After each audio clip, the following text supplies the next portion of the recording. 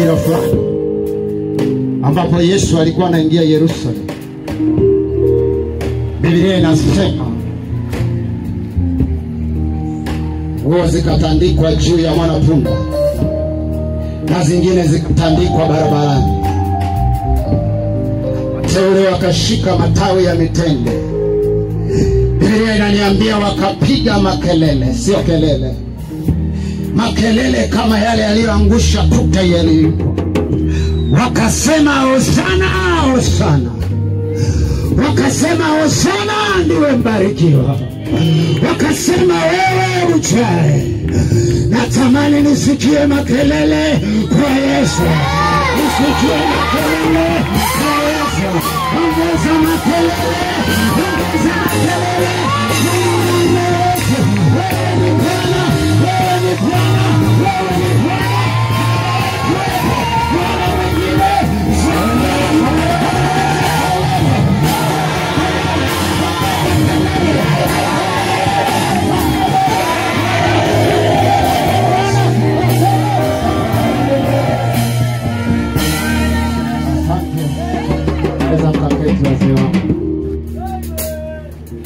ninawasalimu nyote kupitia jina kuu la Yesu.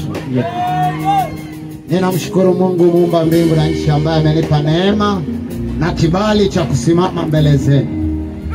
Bwana Yesu asifiwe. Makutano Yesu asifiwe. Walokole na msio walokole Yesu asifiwe. Wanaoenda mbinguni msikie shangwe nyingi na kelele nyingi kwa Yesu. Amen.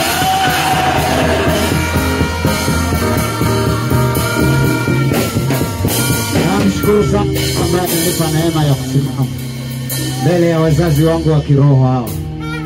Baba, tunamshukuru Mungu kwa ajili yenu. Tunamtukuza Mungu sana pia kwa ajili yenu. Tunajiona kubarikiwa sana kutumika pamoja na ninyi mahali hapa. Bwana Yesu asifiwe.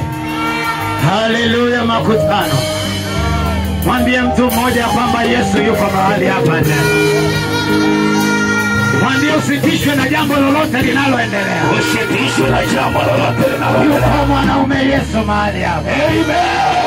Haleluya. Amen.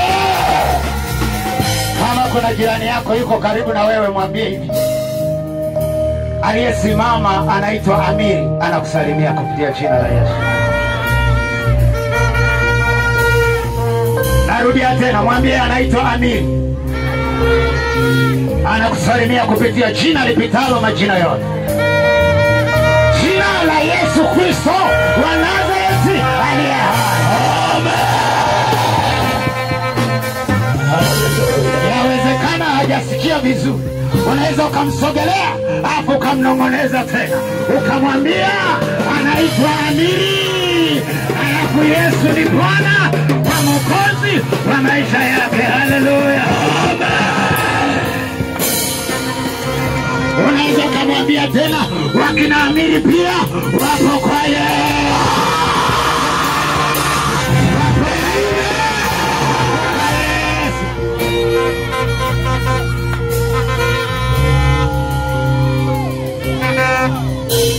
Nina watoto wawili wa kiume. Mmoja anaitwa Ganlize, ni Mungu anayesikia. Na mwingine anaitwa Gabriel, nilimpata kipindi cha Christmas.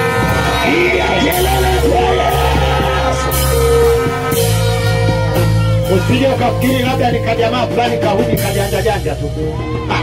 Leo unapata package kutoka kwa mtu mzima kidogo. Haleluya. Kama ambavyo Kristo aliwatumia wengine hapo kwanza, siku ya kwanza, ya pili, ya tatu, ya nne, na leo ya tano, bado mkono wa Bwana.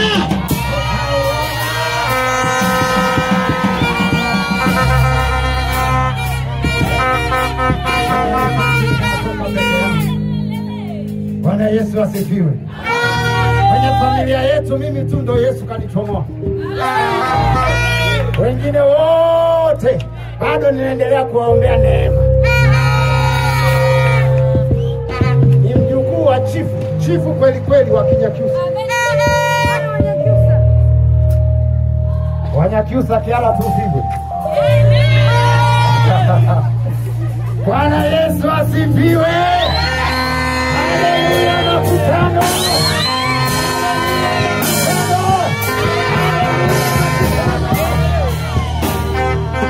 Ninazo habari njema za ufalme wa Mungu. Sijakuletea kabila langu la Kinyakyusa. Sijakuletea shule ninayosoma. Pamoja na hayo yote, Yesu amenijalia kupata shule. Tofauti na ndugu zangu waliomkataa Yesu. Mimi naona labda kwa sababu ya Yesu ninasoma masters, sio haba. Sio haba kabisa.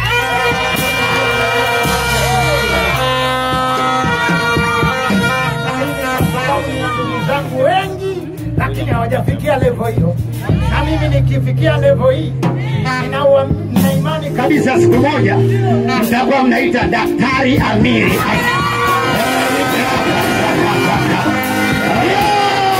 Ninauona mkono wa Bwana juu yangu, tangu nimempa Yesu maisha kama Bwana na Mwokozi.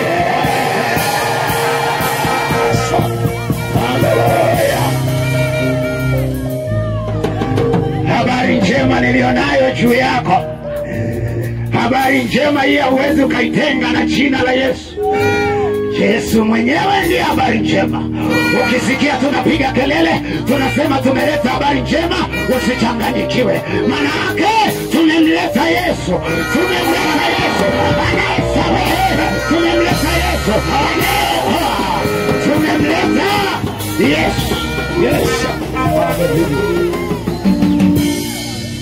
Jioni ya leo ninao ujumbe.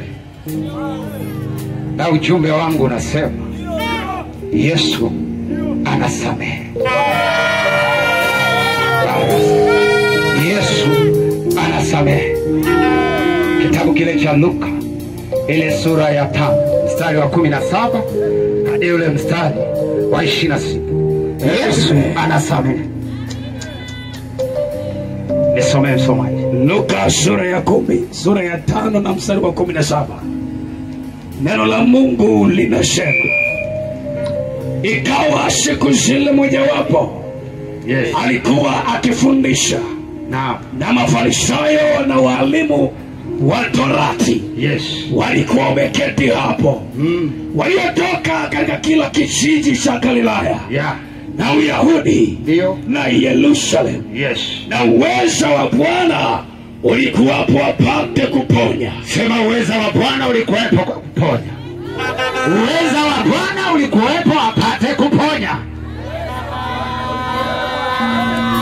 Endelea msomaji. Na tazama, wakaja watu wanamchukulia kitandani mtu mwenye kupoza.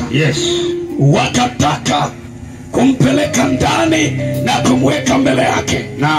Hata walipokosa nafasi ya kumpeleka ndani kwa ajili ya lile kundi la watu, walipanda juu ya dari, wakampitisha katika matofali ya juu, wakamshusha yeye na kitanda chake katikati mbele ya Yesu. Naye alipoiona imani yao, akamwambia, rafiki, umesamehewa dhambi zako. Yesu makofi. Umesamehewa dhambi zako. Endelea baba, endelea. Haleluya. Neno la Mungu linaendelea kusema, basi wale waandishi na Mafarisayo wakaanza kuhojiana wakisema kama kawaida yao, ni nani huyu anasema maneno ya kukufuru? Hayo. Ni nani awezaye kusamehe dhambi isipokuwa Mungu peke yake? Yesu akijua hoja zao, akajibu akawaambia, mnahojiana nini mioyoni mwenu? Lilo jepesi ni lipi? Ndio kusema umesamehewa dhambi, au kusema ondoka uende? Lakini pate kujua ya kwamba mwana wa Adamu, hapo rudia, mwana wa Adamu amefanyaje? Anasema mwana wa Adamu anayo amri duniani ya kusamehe dhambi. Makofi mengi kwa Yesu. Mwana wa Adamu anayo amri, anayo mamlaka kusamehe dhambi dunia. Anatenda mambo ya ajabu. Kuzaliwa kwake ni kwa ajabu. Kukua kwake Yesu ni kwa ajabu. Kifo cha Bwana Yesu ni cha ajabu. Kupaa kwake ni kwa ajabu. Hatushangai kuona anatenda ajabu. Hata leo atatenda ajabu. Atatenda ajabu. Atatenda ajabu. Atatenda ajabu. Yesu. Ninakumbuka wakati ana Biblia inasema na uweza wa kifalme ulikuwa mabegani mwake, maana alizaliwa akiwa ni Mungu mwenye nguvu, akiwa ni Baba wa milele, akiwa ni mshauri wa ajabu, ni Bwana wa ajabu. Wakati mwingine aliingia katika masinagogi akiwa bado ana umri mdogo. Watu wakawa wanamtafuta, wazazi wake wakawa wanahangaika huku na kule wanamtafuta. Akasema, jamani, mkitaka kumpata huyu mtoto, huyu kijana, shughuli yake moja tu, nendeni kwenye nyumba ya Sana. Alikuwa akiwa anamjua baba yake ni mtoto wa ajabu, anatenda ajabu. Hata leo atafanya ajabu, maana ninamwamini, sina mashaka na uwezo wake, sina mashaka na utendaji wake, sijawahi kutia shaka uwezo uliopo katika jina la Bwana.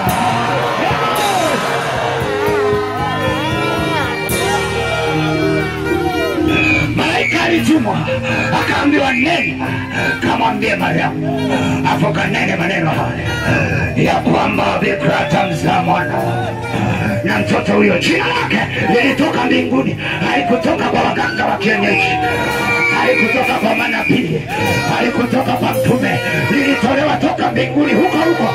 Yani jina linakuja, mtoto anakuja full package mpaka China.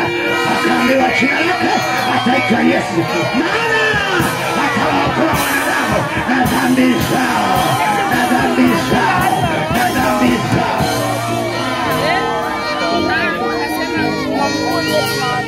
Mwambie jirani yako, amiri anaweka msingi. Rudia tena, mwambie huyo ni amiri anaweka msingi. Utamzaa mwana naye jina yake utamwita Yesu. Anapokamalizia pale, kwa sababu ndiye atakayewaokoa wanadamu na dhambi zao. Watu wakiona watasamehewa dhambi na Yesu peke yake. Hakuna ujanja, hakuna kuruka, hakuna sangoma. Ni Yesu atakayeokoa wanadamu na dhambi zao.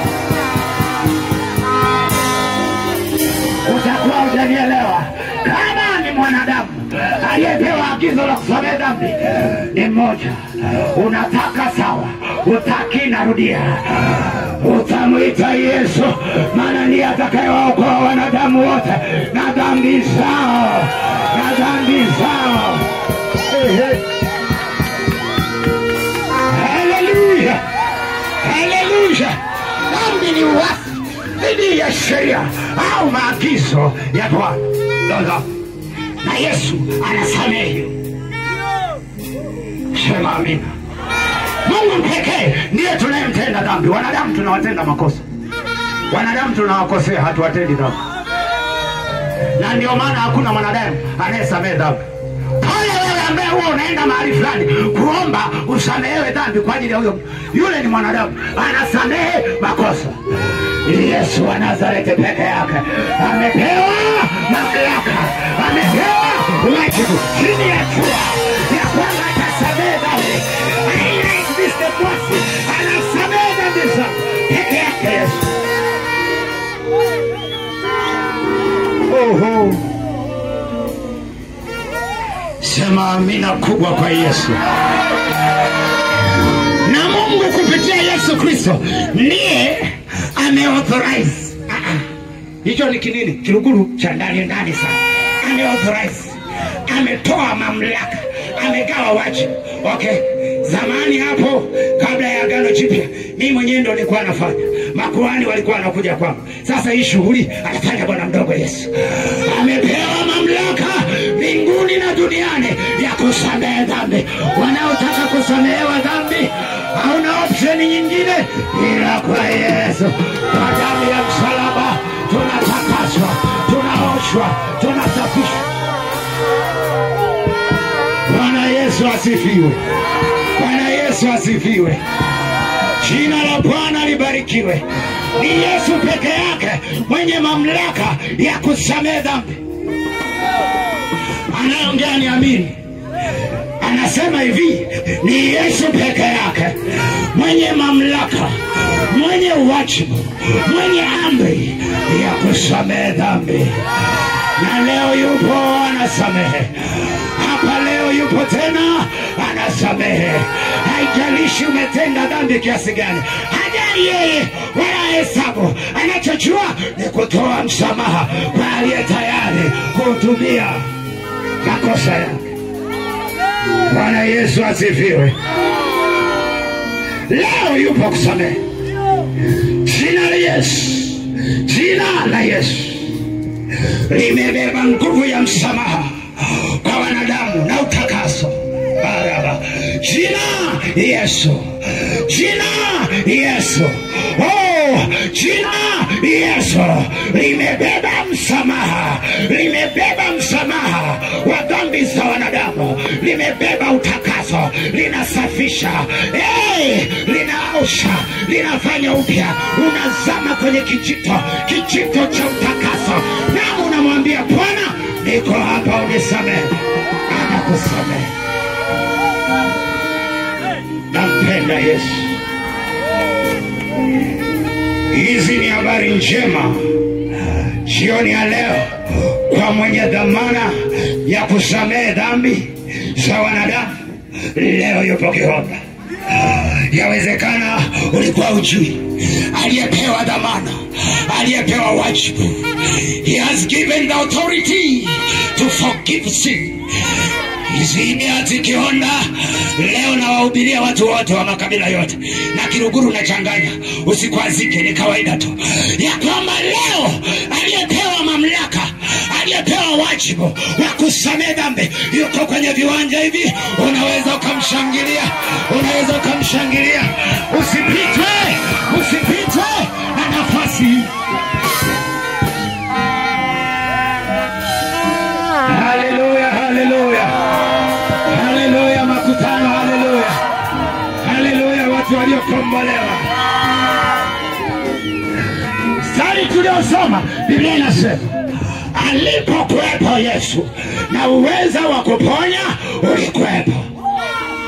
Napenda hii hapa ya kwamba licha ya kwamba alikuwepo pale kusamehe, lakini na kuponya aliponya. Andi hayo ndo marupurupu ya Yesu. Hakupi kitu kimoja, anakupa mke, ghafla na watoto na kazi nzuri na ulinzi.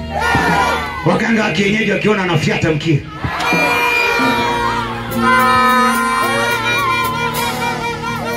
Hakuna mganga mnamwamini kwenye huu mji.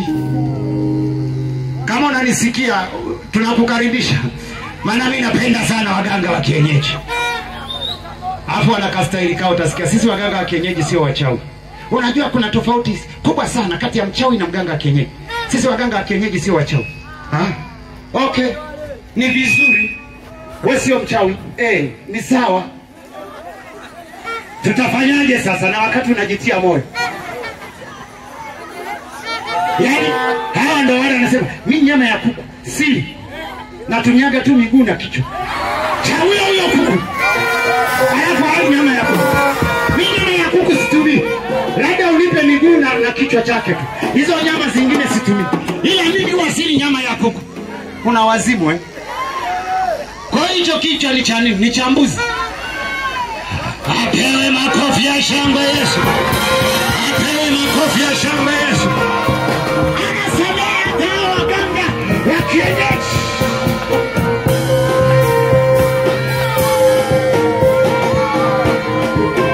Iseme nisiseme. usiseme. Hakuna watu waoga jamani kama waganga wa kienyeji. Kama uamini waulize kama watakuja. Hawakanyagi. Kwanza hii wiki mwenyekiti wangu alishasema siku ya kwanza kabisa, tunawapiga stop. Watu wa Kihonda wanalala sasa hivi usingizi usiku.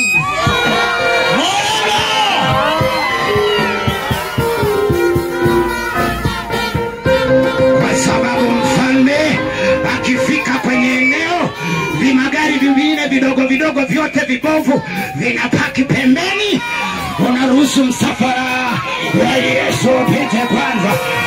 Sisi tuko na Yesu mahali hapa. Wataruka, wakacheze huko wanakochezaga, wakacheze huko wanakochezaga. Hapa anahubiriwa Yesu, hawakanyagi.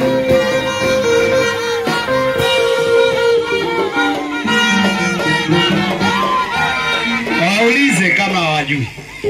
Kama kuna mganga unamfahamu au mchawi mnamwamini sana hapa, kama uulize, mzee, nini kinaendelea sasa hivi? Unafikiri kwa nini narudia sana jina langu Amiri? Niliambiwaga mahali kwamba nasikia huwa wanaita majina huko wakianza mambo yao, afu anaanza kuita Amiri. Amiri. Labda kuna kaamiri kingine katatokea. Ila huyo hapa, utakapoita Amiri, utaona damu ya Yesu inatikisika. Damu ya msalaba, damu ya mwana kondoo. Inayonena mema, haineni kisasi, inanena uzima. Hata kwa watenda dhambi, utaiona inatokota. Na umekazana unaita Amiri, balizi hairishi. Uwe, utatupa hicho chungu chako. Kwa nini hamnacho tena? Unaita Amiri baada ya kuja sura ya Amiri, inatokea damu halafu ina moto hivi. Na ni waoga ndio maana wanaruka usiku. Mchana sasa hivi thubutu. Sasa mjitokeze. Naogopa nini? Show tukutane hapa. Mnajaribu tumewaona mnajaribu. Mnajitahidi lakini kujaribu. Mnajitahidi kujaribu. Tuwini sasa is a problem. Apewe makofi mwanaume Yesu. Apewe shangwe mwanaume Yesu. Asiyeshinda na jambo lolote.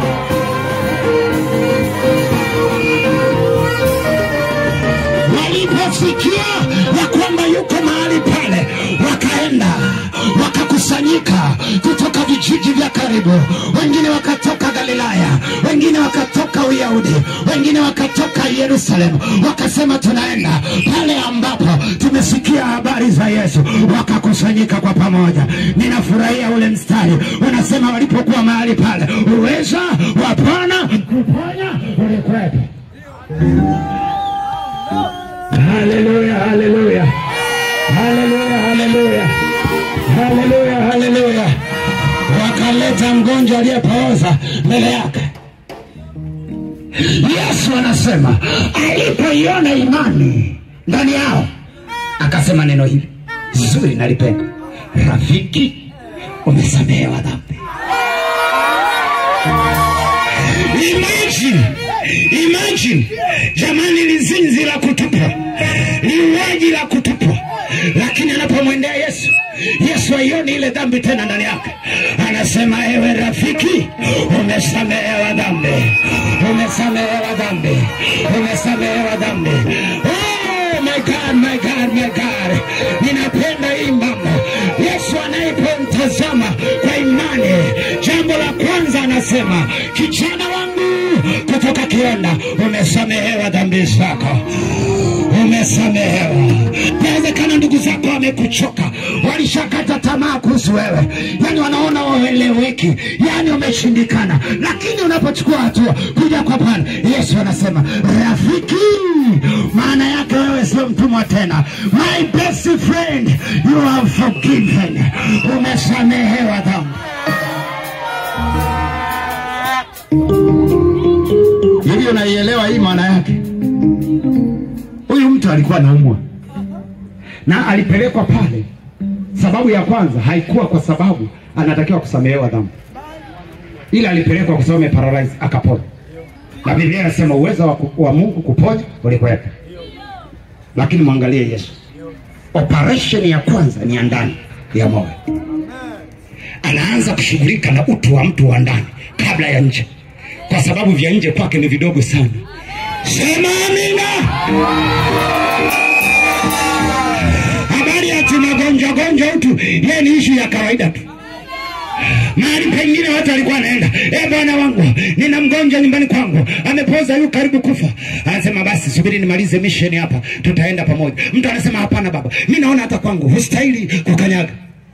Anasema ni kweli, okay, pokea kwa kadri ya imani yako. Baba wa watu anakimbia, alivyosema sema neno moja, anafika nyumbani anakuta yule aliyekuwa mauti anaruka. Yes.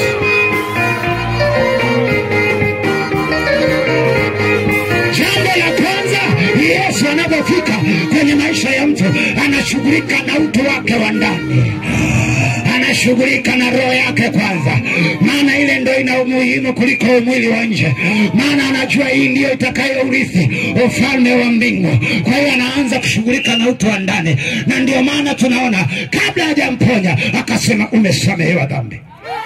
Alianza kushughulika na utu wa ndani.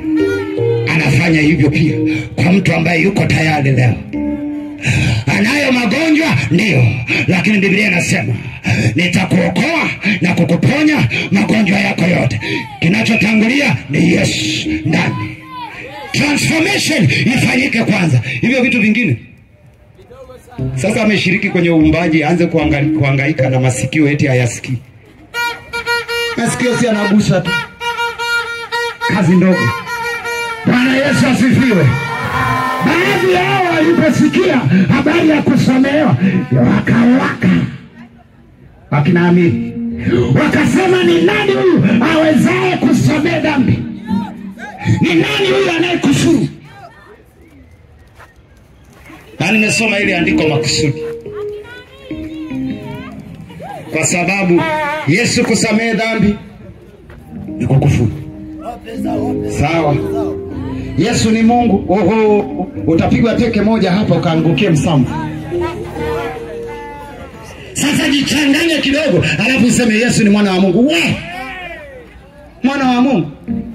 Mungu ameshawahi kuoa? Mungu amewahi kuoa? Mungu ana mke? Mungu ana mke? Haya, tena hili kwao ni baya sana. Yaani Mungu ukaseme ana mtoto wakati hajawahi kuoa. Wewe umechanganyikiwa ni? Mungu hawezi kuwa na mwana kwa sababu hajawahi kuoa. Sasa tutumie elimu ndogo tu, ile KK zile 3 ya kusoma, kuandika na kuhesabu ya chekechea. Hata tusiende chuo kikuu. Kila kinachozaa kina mke. Kwani kila kinachozaa kina mke? Yale maparachichi yenu kwenu yamezaa mengi sana. Mume wake mnaweza mkanionyesha mume wa hayo maparachichi yenu? Mipira yanazaa, yana mama, yanaolewa, machungwa yameolewa, yana mume.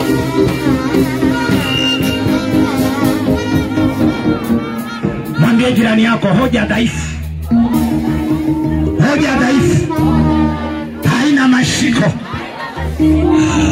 Mungu ni yote katika yote, ana mamlaka yote, anaweza kafanya vyote wakati wowote, anaweza kafanya chochote. Hapangiwi.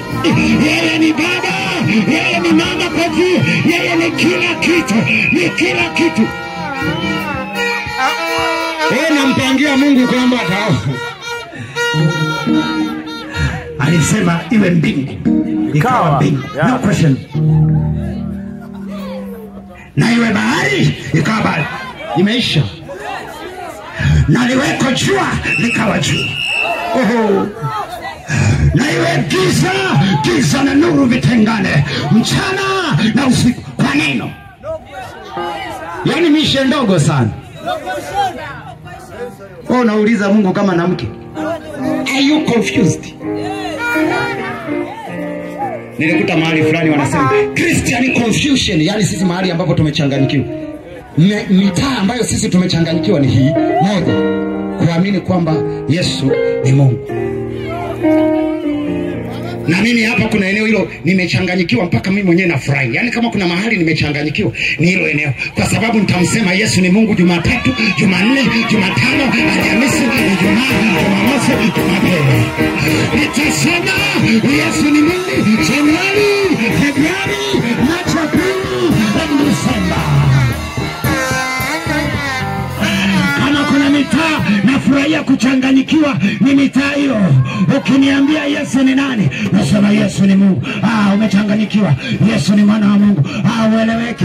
Yesu anasamehe dhambi. Ndio mitaa tuliyochanganyikiwa, na ni kweli nimechanganyikiwa. Alafu nafurahia huko kuchanganyikiwa.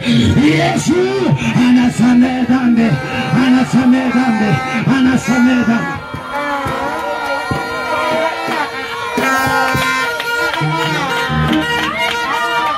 Mkumbushe jirani yako, mwambie anayesema hizo habari ni Amiri. Asije akasahau, mwambie anayeongea hayo ni Amiri.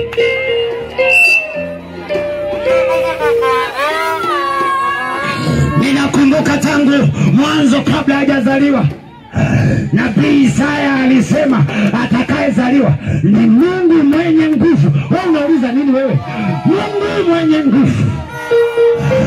Alafu akasema anaitwa Emmanuel, Mungu pamoja nasi. Wewe na mimi pamoja nasi. Nitakao kuja haraka haraka. Naweza nikawaita kenge, naweza nikaita mende.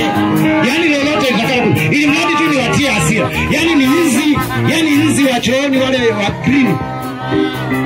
Yale anaruka ruka. Maoga. Ukifungiwa tu mlango mfaa.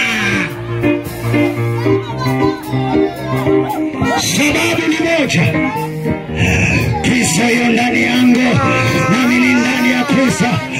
Amenihamisha kutoka kwenye nguvu za giza. Nimekuwa mwana wa pendo lake. Ninao uzima Januari, ninao uzima Disemba. Yeye ni Bwana na Mwokozi wa maisha yangu.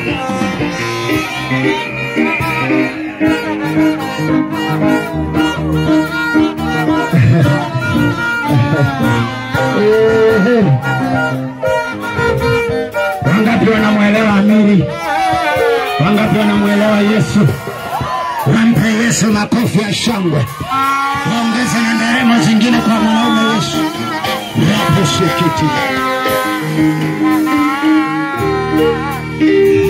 Neno la Mungu linasema mwana wa Adam anayo amri. Amri sio ombi, it's a command. Mlioenda jeshini, tukisema nyuma geuka, unaanza kuuliza kwa nini sio mbele? Una akili. Kama umeambiwa mbele tembea, hata kama ulitakiwa kurudi nyuma, ni unaenda tu. Huku moyoni ndio unajiuliza, sasa kwa nini amesema mbele? Kwa nini asingesema kulia? Ila unaendelea. Maana ni amri. Biblia inasema Yesu inatangaza kwa ulimwengu, Yesu anayo amri. It's a command. Ya kusamehe dhambi. Anayesamehe ni yeye peke yake.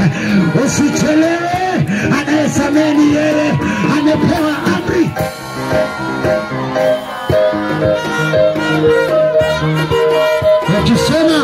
Ukisoma Biblia ya Kiingereza Amplified Bible inasema hivi, he has got authority, mamlaka, a right, haki.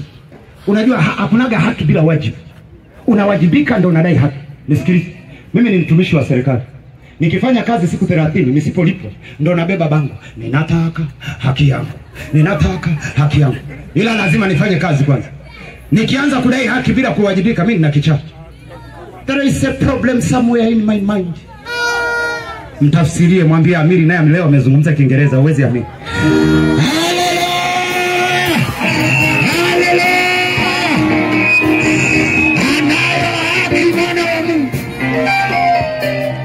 Unajua haki inakuja wapi? Kwa sababu yeye aliwajibika. Ana haki ya kusamehe dhambi kwa sababu peke yake chini ya jua na mbinguni ndiye aliyewajibika kwa habari ya msamaha wa dhambi. Ndiye aliyebeba msalaba, ndiye aliyebeba dhambi zetu. Sisi tuliokuwa tumelaaniwa akabeba laana peke yake, akaigongomea msalabani, akasema yote yamekwisha, akasema uwasamehe, anasema aliwajibika Yesu, na ndio maana peke yake ana haki ya kusamehe dhambi. Mwambie jirani yako, msikilize vizuri amini.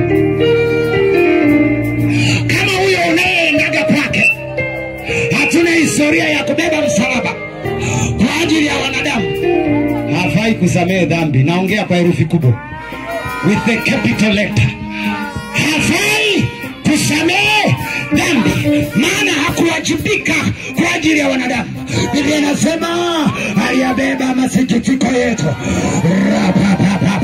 Ni yeye Yesu aliyebeba masikitiko yetu. Hakuna mwingine ana ujasiri. Na ndio maana ni Yesu peke yake. Hakuna cha nabii, hakuna cha mtume, fyoko askofu, mwangalizi wa section, mchungaji wangu mzuri ambaye anaweza akasimama mbele za watu akasema mimi ndimi njia ya kweli na uzima. Mzee, hakuna anayekanyaga kwa sagodi pasipo ya njia yangu. Unafikiri kwa nini? Yeye peke yake ndiye aliyebeba dhambi za ulimwengu. Kwa sababu hiyo wote wanaoitaka mbingu lazima wapite kwa Yesu, na ndio maana anayo haki ya kusamehe dhambi, na ndio maana anao wajibu wa kusamehe dhambi, na ndio maana anayo amri ya kusamehe dhambi, na ndio maana anayo mamlaka ya kusamehe dhambi za wanadamu. Peke yake Yesu.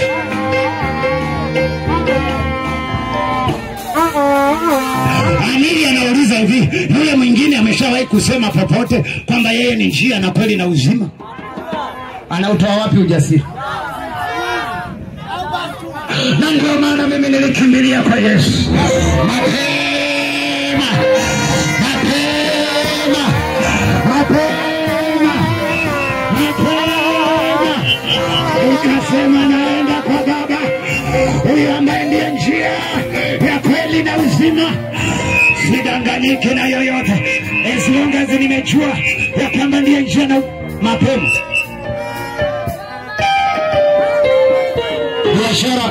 Biashara ya kusubiri goli la dakika 94 ni kupeana pressure. Moyo unaenda nguju. Dakika ile tu ya 12 chuma. Mimi huyo kwa Yesu, kwa Yesu, kwa Yesu.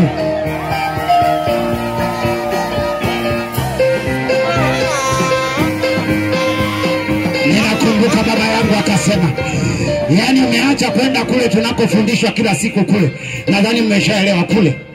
Umeacha kwenda kule kila siku kufundishwa misingi ya imani yetu. Umechanganyikiwa. Kuanzia sasa wewe sio mwanangu. Mimi ni kijana ambaye nilianza kukataliwa nikiwa darasa la 7. Lakini ndio kijana peke yake anayesoma masters kwenye ukoo wetu. Peke yake.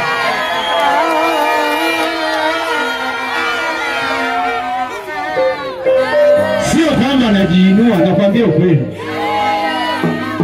Usije ukasema huyu sasa ameanza kujiinua. Hapa sio kujiinua. Ni kuinuliwa na Yesu.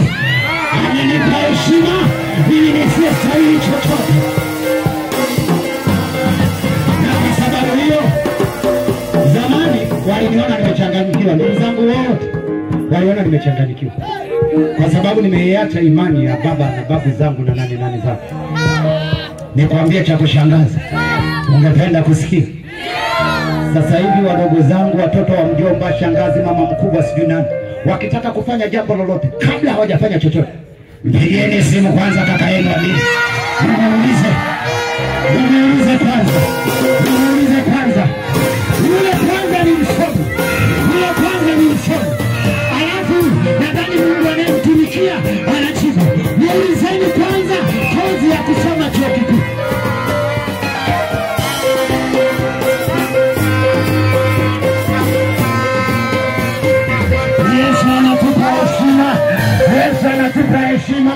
Yesu anatupa heshima. Bwana Yesu asifiwe. Yesu asifiwe. Haleluya. Yesu anapoingia kwenye maisha yako, unapokubali Yesu akusamehe dhambi, kuna bonus Yesu anakupatia. Sema amini. Anashughulika na roho yako. Jambo la kwanza. anakupa ulinzi, analinda watoto wako. Bwana Yesu asifiwe.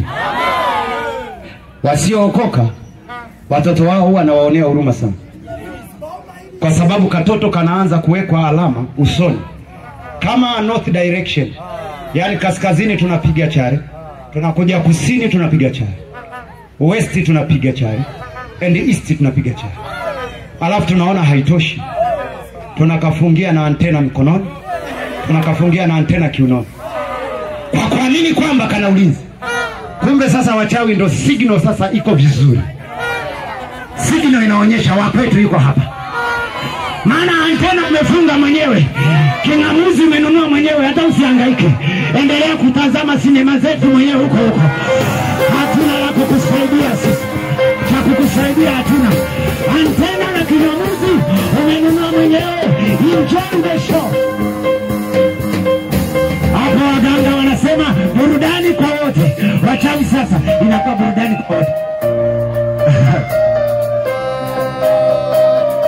Ni bora ukasalimisha watoto wako kwa Yesu, kwa Yesu, kwa Yesu, kwa Yesu, kwa Yesu.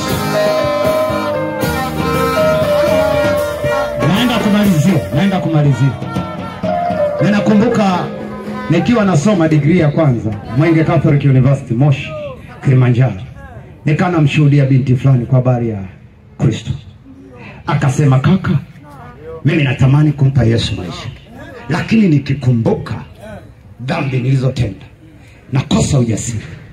Nikauliza, nini mbaya? Akasema, kaka, nimetoa mimba mara 4. Niko chuo kikuu mwaka wa 2 sasa.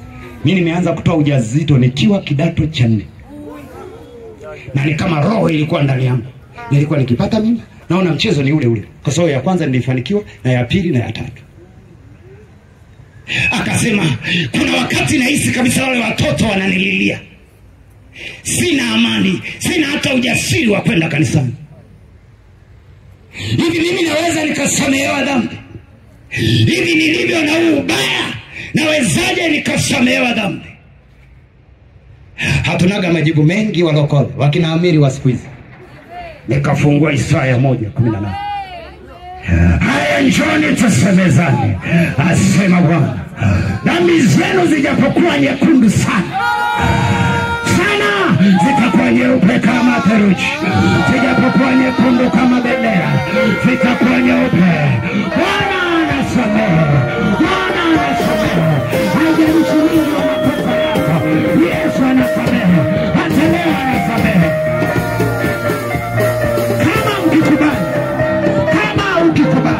Nikamwambia dada, kama ukikubali, pamoja na hayo yote utakula mema ya nchi. Ndivyo neno linasema, ndivyo Yesu anasema. Haleluya, haleluya. Biblia inasema, kama mashariki ilivyo mbali na magharibi, ndivyo alivyoweka mbali dhambi zetu. Unaweza ukawa unasogea unakuja mahali hapa. Nataka kuomba na watu wote. Na leo ndani yangu najisikia kuomba. Baada ya maombezi haya nitakuwa na maombezi maalum sana. Naomba kwa ajili ya kidato cha 6. Mimi ni mwalimu, najua shughuli yake. Naomba kwa ajili ya kidato cha 6, naomba kwa ajili ya kidato cha 4, kidato cha 2 na kidato cha na darasa la 7.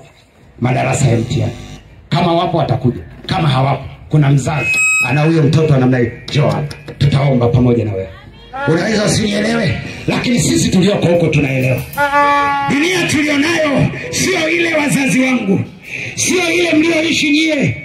Hii ni nyingine, ni nyingine, ni ulimwengu mwingine. Unaweza kusimama ukawa unasogea. Tunaishi kwenye ulimwengu uliochoka. Kizazi tulichokitarajia kifanye mambo makubwa wameharibika kabisa. Dhambi imewatafuna. Maisha wanayoishi huko mbali na wazazi wa. Light mngeyaona huko vyuo vikuu. Light mngewaona. Wale wanaoishi huko na hawana Yesu, mngekuwa mnalia kila leo. Ila ashukuriwe Mungu kwa sababu amewaficha kwenye hili. Kama unaupenda uzao wako, sogea hapa tuombe kwa ajili yako. Kama unaupenda na kama unaamini kabisa kwamba Yesu anaweza kawasaidia, njoo mahali hapa tuombe pamoja. Rabo saka. Kama unaamini katika hilo, njoo. Usichelewe, njoo. Nafasi hii ni yako, njoo. Kuna wakina dada vyuo vikuu ndio wanaoongoza kwa kujiuza. Kama hamna taarifa, niwaambie sasa, huko mchini mitaa ya kujiuza inachanganya sana. Pale vyuo vikuu vinakuwa vimefunguliwa na inadoda sana pale ambapo wanakuwa nyumbani. Unaweza kujua mtoto wako yuko hostel, kumbe kila weekend kuna mahali anaenda ambako mzazi wake hajui. Wewe upo. Tukisema mpe Yesu maisha, uombee uzao wako, unaona tunapiga kelele. Lakini yawezekana wengine hao mnaoona wanaruka hapa kwa sababu wazazi wao wamewabeba kwenye maombi, wanazungusha damu ya Yesu kwenye maisha yao. Wanamwambia Yesu, linda uzao wangu, linda watoto wangu wasilawitiwe huko mabwenini, jambo lolote baya lisitokee. Tunatumia damu ya Yesu kulinda uzao wetu. Wewe unaenda kwa mganga, praise God. Isogezeni rabo shaka. Ukikubali na kutii, anakusamehe leo. Yesu anasamehe hata sasa. Yesu anasamehe hata sasa. Yesu. Unaweza kusaidia tuombe pamoja. Yes. Huu ni mwaliko maalum sana kwa ajili yako. Ni mwaliko maalum sana kwa ajili yako. Nipo kusamehe damu ya Yesu. Nipo kusamehe damu ya Yesu. Damu ya Yesu nipo kusamehe. Nipo kulinda watoto wetu. Nipo kulinda uzao wetu. Nipo kulinda kazi zetu. Nipo kusamehe. Yes, Lord. Yes, Lord. Yes, Lord. Yes, Lord.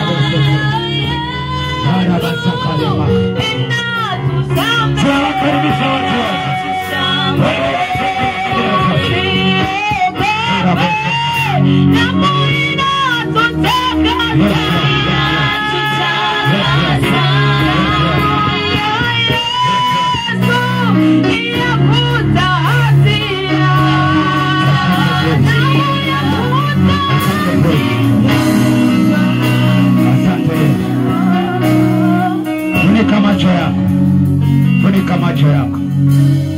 Ninamkumbuka mama mmoja tulikuwa naye Iringa.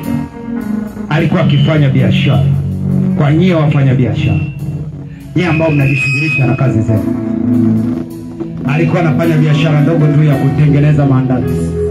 Lakini kilichokuwa kinatustaajabisha, alikuwa anaweza kuuza maandazi mifuko miwili ile ya kilo 25 ya Azam kwa siku. Na maandazi yalikuwa hayafiki saa 4 yameisha. Watu wakawaza sana, ni kweli amepata kibali au ni kitu gani? Lakini siku amempa Yesu maisha, aliongea maneno magumu. Akasema kabla hajampa Yesu maisha, hiyo biashara namna alivyokuwa anafanya, alienda kwa waganga wa kienyeji. Wakamwambia unaweza ukatoka kupitia biashara hii, lakini ili uuze sana maandazi, kanunue beseni kubwa sana la maji. Alafu wewe unaingia kwenye hilo beseni la maji, unaoga humo, unafua na nguo yako ya ndani humo kwenye hayo maji.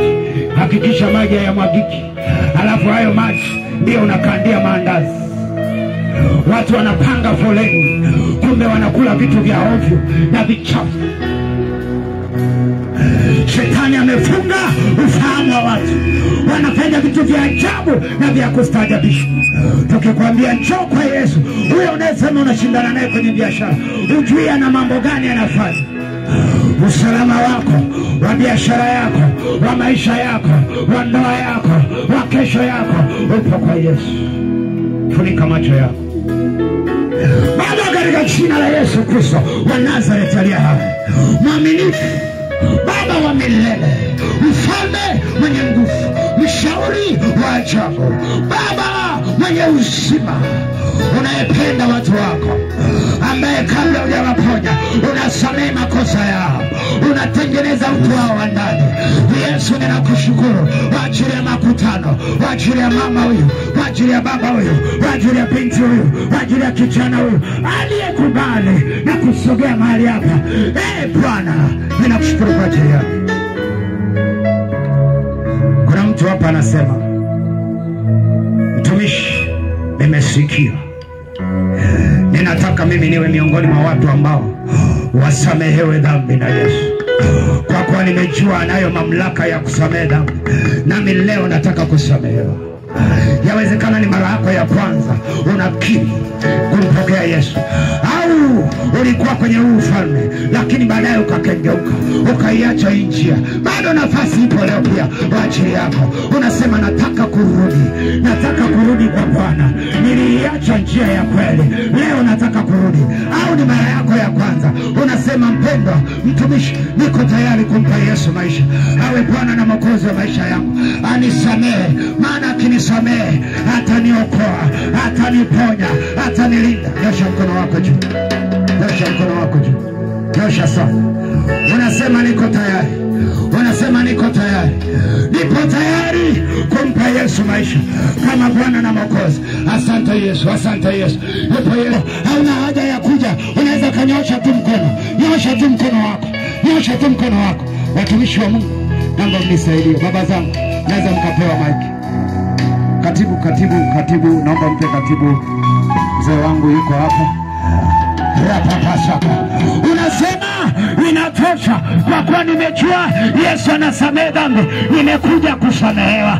Nipo tayari kumpa Yesu maisha kama Bwana na Mwokozi wa maisha yangu, maana nimejua atanisamehe na kuniponya.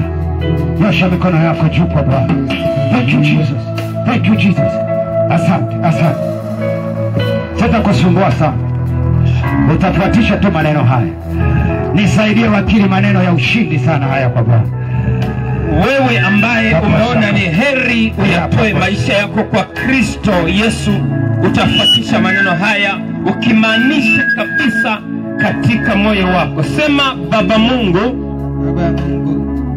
mimi ni mwenye dhambi, nimesikia neno lako, na nimelielewa, nimetambua kuwa na kuhitaji, ili nitengeneze maisha yangu na niongozwe na wewe. Ninaomba unisamehe dhambi zote nilizofanya kwa kuwaza, kwa kunena na kutenda. Na kuja mbele zako Yesu, naomba unisafishe na mkataa shetani na kazi zake zote. Najitoa kwako leo, karibu moyoni mwangu. Yesu, uwe Bwana na Mwokozi wa maisha yangu, tangu leo na siku zote za maisha yangu. Katika jina lako Yesu nimeomba, amen. Yes, naomba watumishi